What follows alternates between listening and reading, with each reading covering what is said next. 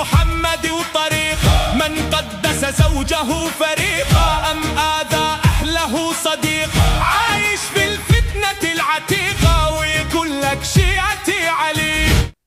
فالأمة التي تتبع مختصين، مثلا مختص في الفيزياء، أحضر لي أي مشكلة في العالم أفكها لك بحول الله، خاصة إذا لاقت الدعم.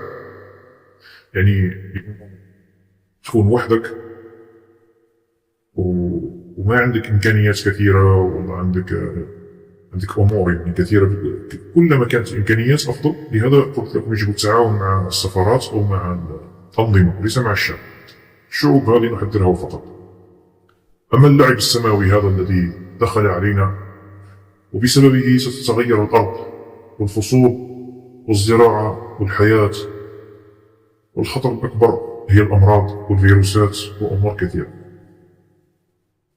هاي فكها أنت، روح لما يضربك الفيروس تضع إصبعك في الأرض وقل له توبة أرضنا، فكها معنا.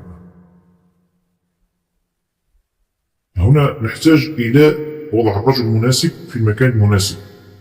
الإسلام لا يشرحه إنسان غير متخصص في العلوم. الإسلام تحكموا فيه ليضعوا جهلاء قمة، والمختصين يحاربونهم من الشيوخ. يعني الجاهل هو الذي يكفر المختص في المجال. أنا الآن مختص وأقسمت على المصحف أنها كائنات وأنها علوم وثقافات وشروحات عميقة، وأستطيع أن أواجه أي شيء. ولو غدا في 2027 يظهر مشكل آخر، اتصلوا بالإمام من الآن. أي مشكل في الأرض، داخل الأرض أو خارج الأرض، أي مشكل يهدد البشرية اتصلوا بالإمام. جربوا، أنا لا أتكلم،